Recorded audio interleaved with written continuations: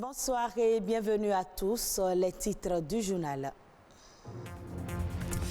Le Bénin se porte bien et tient le bon bout dans plusieurs domaines. C'est ce qu'on peut retenir du discours du président de la République sur l'état de la nation. Patrice Talon était face aux députés ce matin. Malgré la crise sanitaire liée au coronavirus, les Béninois se préparent pour entrer dans la nouvelle année. L'ambiance n'est pas comme celle des années précédentes, le constat dans ce journal. Et puis la cohabitation entre humains et animaux est une pratique courante dans nos sociétés, une proximité qui peut avoir des conséquences sur la santé. Un vétérinaire nous en parle.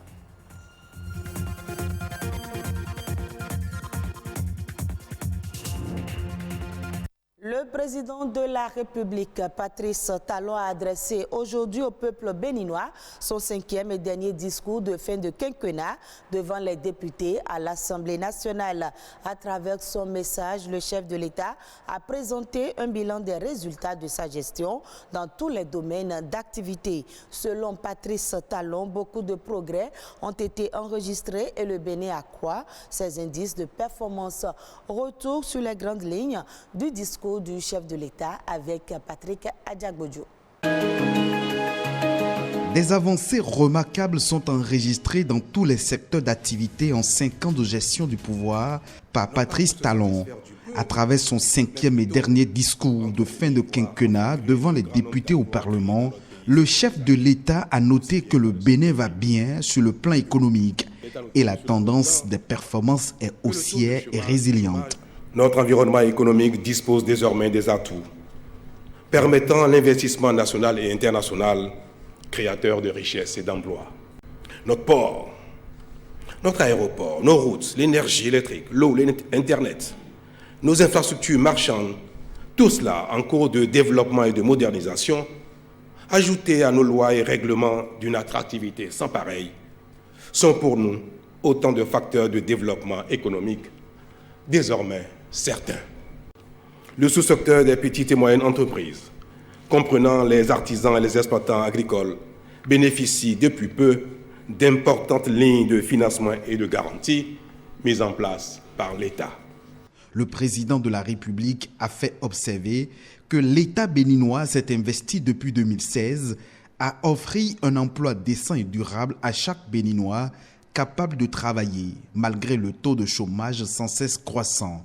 Patrice Talon promet inverser la tendance dans le domaine socio-économique et de l'emploi. Le chômage reste élevé malgré le grand nombre d'emplois créés dans notre pays ces dernières années, aussi bien dans le secteur privé que public. Mais l'espoir du plein emploi est désormais permis à moyen terme en raison de notre nouvelle dynamique globale et surtout de notre nouvelle vision éducative. Patrice Talon se félicite également d'avoir instauré une gouvernance qualitative des affaires publiques axée sur l'éthique et la responsabilité. Une gouvernance dont les fruits sont reconnus à l'international. Notre pays n'est plus un pays très pauvre, à faible revenu, depuis lors. Il est passé en 2020 dans la catégorie des pays à revenus intermédiaires. Les effets d'un tel engagement collectif étant de plus en plus visibles, le Bénin est cité et respecté à l'international et nous avons retrouvé notre dignité. Au vu de la dynamique et les investissements en cours, Patrice Talon a promis au peuple béninois l'eau potable pour tous, l'énergie électrique, des réformes structurelles dans le secteur de l'éducation, le retour imminent de Bénin Télécom, la prise en charge sanitaire convenable à chaque Béninois, y compris les plus démunis. Ce fut un discours bref dans lequel le chef de l'État a dressé un bilan sommaire des grands axes des réalisations de son programme d'action. Sur le chemin du développement. À Cotonou, certains carrefours stratégiques de la ville sont déjà aux couleurs des fêtes de fin d'année. 2020 a été particulièrement difficile pour tous en raison de la pandémie de la COVID-19. Cette crise sanitaire a-t-elle eu un impact sur ces fêtes de fin d'année? Omolade Nadej Soni et Calvador Arwano sont allés faire le constat. Suivez le reportage. Cotonou à quelques jours du Nouvel An. L'ambiance dans la ville en cette fin d'année 2020 n'est pas celle qu'on retrouve habituellement en cette période de l'année. Pas de stand de vente de boissons, d'amuse-gueule ou d'autres gadgets annonçant les couleurs pour les fêtes aux abords des grandes rues. Seuls les carrefours ont été pris d'assaut par certaines structures pour y mettre des enseignes lumineuses et mieux faire connaître leur structure. La Covid-19 n'a pas affecté que la santé des populations, elle a aussi eu par endroits des impacts sur la célébration des fêtes de fin d'année. Le Covid-19 a ralenti un peu la fête concernant les distractions pour aller à la plage, aller dans les restaurants, dans les boîtes de nuit, tout ça s'est coupé.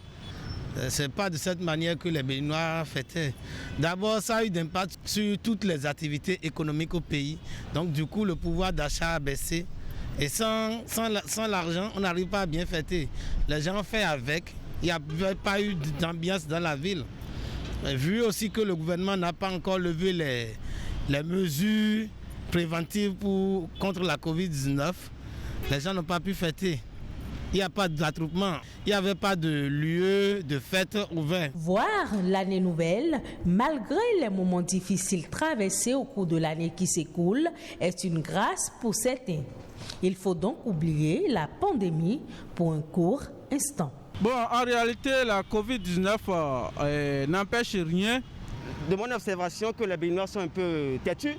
Ils s'en fichent de Covid-19, la fête continue, il y a beaucoup d'ambiance. Les gens jubilaient, l'ambiance était vraiment impressionnante.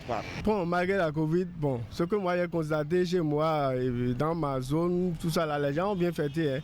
Ils l'ont bien fait, puis c'était passé normalement comme on le faisait avant. Les Béninois souhaitent vivement la fin de la pandémie en 2021 pour une relance effective des activités économiques afin de célébrer 2022 avec plus d'engouement. Je l'annonçais dans les titres, la cohabitation entre les humains et les animaux est une pratique courante dans nos sociétés. Fidèles compagnons, ils font même partie intégrante de certaines familles. Mais ce rapprochement entre les humains et certaines espèces animales n'est pas sans conséquence. Au-delà des allergies, certaines maladies peuvent se transmettre de part et d'autre. Heureusement, des recherches s'intéressent au traitement bio des parasites. Les animaux ne sont pas des ennemis de l'homme. Les animaux sont avant tout des compagnons. Je veux penser aux chiens, aux chats et aux oiseaux. Et plus loin, et de façon essentielle, les animaux sont une source alimentaire. Et ce sont eux qui fournissent les protéines, l'essentiel des protéines dont nous avons besoin dans notre nutrition. Et donc, a priori, on ne devrait pas considérer que les animaux sont une menace pour les humains. Mais il se trouve que nous avons une communauté d'agents pathogènes. Il y a vraiment risque lorsque on ne connaît pas les mesures à prendre pour se protéger contre certains parasites que nous avons en commun. Ce sont les risques sanitaires et il y a la science vétérinaire qui est fondée dans la mission de protection des humains qui doivent consommer des produits alimentaires d'origine animale. Et ces risques, si nous irons en détail, c'est que certains parasites peuvent se retrouver dans la viande, dans le lait ou dans le sang des animaux et à l'occasion de la consommation alimentaire de ces produits, de ces denrées d'origine animale, l'homme contracte ces parasites-là et peut donc développer des maladies parasitaires. Le contrôle de ces maladies relève de la compétence du vétérinaire pour ce qui concerne les animaux. Mais lorsque l'homme contracte la maladie, il sera pris en charge par les médecins. Et pour ce qui concerne donc la prise en charge des animaux souffrant de parasitose, eh bien, nous avons conventionnellement des médicaments appelés antiparasitaires. C'est des vermifuges, c'est des antiparasitaires communs qui sont sur le marché, mais dont l'efficacité est de plus en plus soumise à des controverses. Sur ce point d'ailleurs, l'université est très active en ce moment dans la recherche pour mettre à jour des médicaments à base de plantes qui soient à la fois efficaces et sans effets secondaires, donc sans innocuité, sans effets néfastes sur les animaux.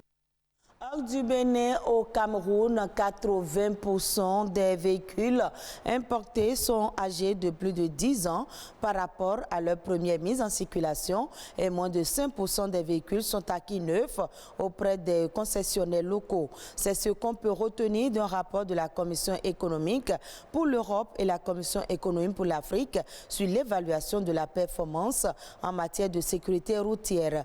À en croire le rapport, l'acquisition de véhicules personnels au Cameroun reste une affaire d'élite.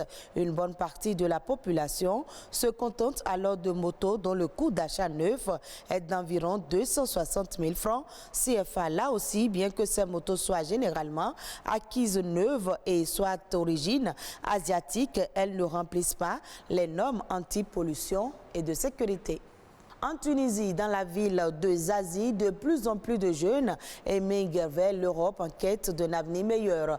Dans cette région où on cultive les oliviers, les producteurs emploient des migrants subsahariens faute de main-d'œuvre. Reportage. Bat son plein à Zarzis. Une véritable tradition dans cette ville du sud-est de la Tunisie, réputée pour son huile d'olive. Depuis quelques années, ce sont majoritairement des migrants venus d'Afrique subsaharienne qui travaillent dans les champs. Une main-d'œuvre accueillie à bras ouverts par les producteurs locaux. Ça devient une aubaine et une bénédiction du fait de leur présence ici en ville, parce que la main-d'œuvre vraiment manque dans cette région. Tous les jeunes de la ville de Zarzis partent à l'étranger dans un rêve européen. À l'image du reste du pays, le chômage avoisine les 20% dans la région de Médéine. Mais la plupart des jeunes Tunisiens ne veulent plus travailler dans les champs et préfèrent aller tenter leur chance en Europe. Nabil Hanachi est l'un des rares à être resté. Lui aussi économise pour se payer la traversée.